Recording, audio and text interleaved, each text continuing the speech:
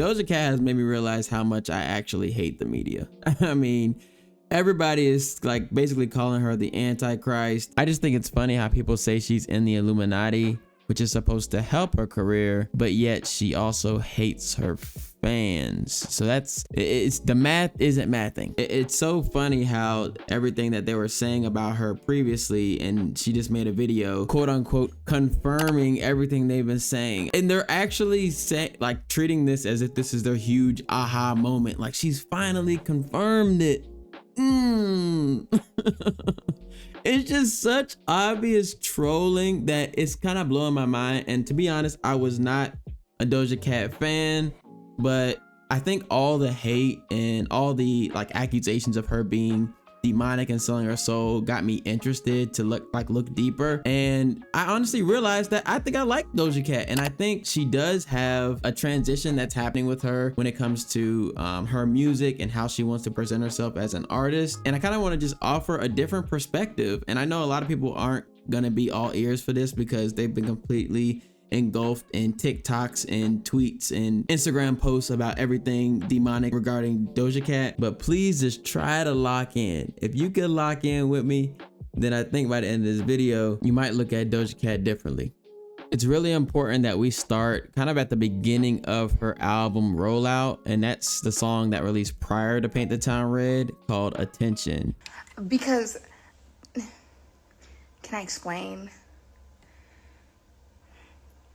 So attention is not, hold on, I look like a question mark. I need to sit normal. So attention is not really a song. It's like more of like a piece. It's a message.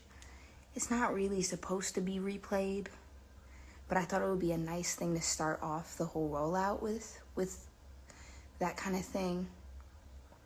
But the album is fun. It's like it's music, but there's little pieces of things that I like, pieces of my heart that I put into certain songs that I feel like help shape the album and give it purpose. It's more of a message and less of a, I don't even know what, because I'm commanding you to listen to what I'm saying on the song. I'm demanding an ear, you know? It's not the most like melodic, rhythmical, up-tempo, upbeat, fun, crazy, banging 808 thing. And not to say I don't have that, because I have that. This was a nice start for the project, and I'm happy to start it that way because it'll create a nice up and down as everything comes out, you know? You start here and you just lift and flow. This is the song she literally says, I'm demanding an ear. I need you to listen to my message in this song. She's telling you that, but I didn't see that on Shade Room. I didn't see that on all over Twitter. But when we look at this song from the very first verse, I'm reading all the comments saying, D, I'm really shooketh. Do you need to see a therapist? Is you looking? Yes, the one I got, they really are the best. Now I feel like I can see all you is depressed, and I'm not afraid to finally say with my chest. So when you think about just that line, to me, that means people keep questioning, like, what's her state of mind? Is she going crazy? She basically tells you, my therapist is the best. Maybe she wasn't in a great spot, but this therapist got her in a good spot. And now with that therapy, I have clarity. I can see that y'all are really depressed up under my comments, making statements about somebody that you don't know from a can of paint. And I'm not afraid to tell you about yourself when I'm reading these comments. She then goes into some lines. I'm not going to read all these, but she then goes into some lines about the change of her appearance, saying that she has a bald head now, but everybody thinks she's ugly.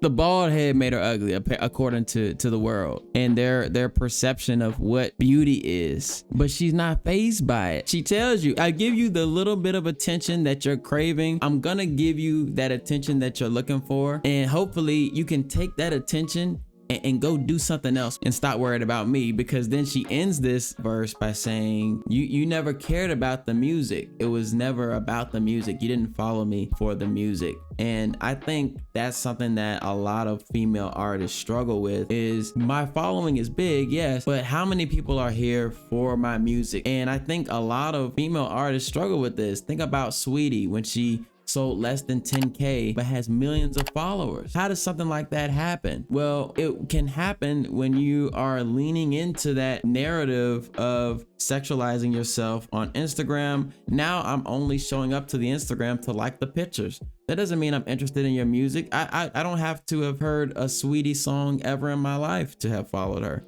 And so I think that's one really important example of what Doja is breaking out of. She's breaking out of that mold. Now that my hair is cut and I don't look like these other females that you find so attractive, now will you stay and still appreciate the artistry? And if you don't, I'm not afraid to tell you to kick rocks. I don't need you if you're not here for the music. So I'm gonna read this next verse because I think this is a very important verse. So she says, look at me, I'm naked. Vulnerability earned me a lot of bacon. I paid all my respect to those who taught me how to make it, and now I reap the benefits with no confrontation. Doesn't that sound like someone coming into the game wide-eyed and bushy-tailed, and you're just doing what you're told? You're just following the script of how to make it as a female in rap. And she said she did that. She's doing this. She's sexualizing herself. Look at me, I'm naked, and now I reap the benefits with no confrontation. So when I'm putting on this image, falling into that narrative, into that mold, I don't have any confrontation. No one's in my comments calling me ugly. Nobody's got these strong opinions about me. But is this truly who I am? And I think that's a very important question to ask, because if it's not, then that is you selling your soul. But we're okay with it. There were no accusations of her selling her soul when she was giving you exactly what you were expecting. This is a very thoughtful artist. She's got a message she wants to convey, and that made me look at her Instagram post, which at the surface level looked to be somewhat demonic or confusing or strange. And you look at it more in the lens of, okay, she's very intentional. So what is she trying to say? And so we look at this post right here where she's kind of zooming in on her teeth, and anybody can see these are not veneers by any stretch of the imagination. But I think the point is it's imperfect. It's kind of highlighting, this is who I am. These are, my imperfections are going to be on Front Street, and I'm going to wear that on my sleeve, and I'm no longer going to be looking to hide this. So I'm magnifying it. Then you go to the next slide and you see it's that very controversial, like, horse woman. This is like a mythical creature out of like a Harry Potter book or something. I don't know. But a lot of people saw this as a very demonic image. And at first glance, honestly, it is very like off-putting and kind of demonic looking.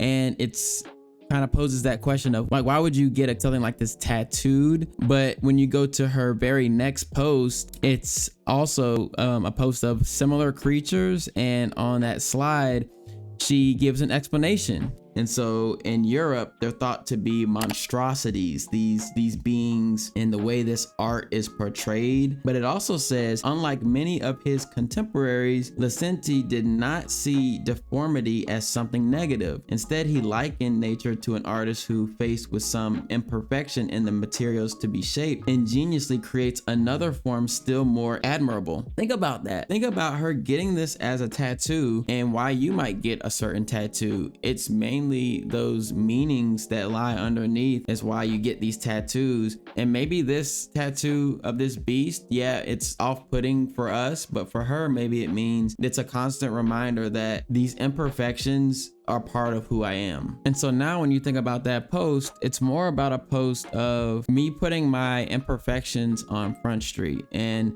we've got the magnifying of the teeth. These are my imperfections. And then you've got the tattoo. This is still art. This can still be me. I'm reconnecting with my true self by exposing this and not trying to hide it, not trying to hide my hair when I got a bad hair day by putting on a wig. And these are just things that I think help her connect closer to her true self.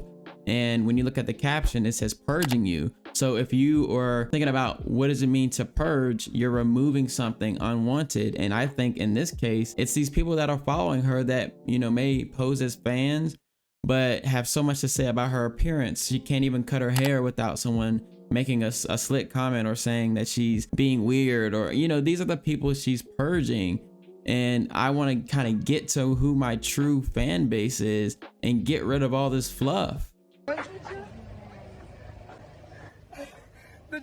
ran a mile. I love you so much. I love you, Doja. Can I give you a hug? I love you, Doja. Oh my God. I love you.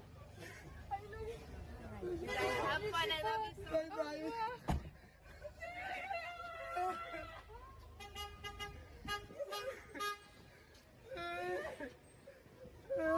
And then you get to the tattoo of that bat skeleton that people find so demonic and strange. I think you have to, again, think back to what is the reason why she might be doing this. She's, again, very thoughtful artist. And so she also offers an explanation for this. There is a slide that explains bats often represent death in the sense of letting go of the old and bringing in the new. They are symbols of transition, of initiation, and the start of a new beginning. And this is, I think, something that kind of wraps up how I view what's going on with Doja Cat. I think she's going through that transition. She's getting away from this industry plant type image. To be honest, people would like to call her an industry plant. I think she's moving away from that image and getting more into her true self. And in that process, she's changed her appearance. She's purging these fans, and she's sending out this message just through her music and her Instagram that I think speak to this full transitioning of who she wants to be as an artist. People like to look at this as just demonic, but how could you look at her posting this with the explanations? Mind you, she's not just posting the tattoo, she's also offering the reason why, and people still choose to call it demonic and try to kind of take what she's doing and spin it a certain way. Okay, well, if that's what you're gonna do, now I'm just gonna troll you now.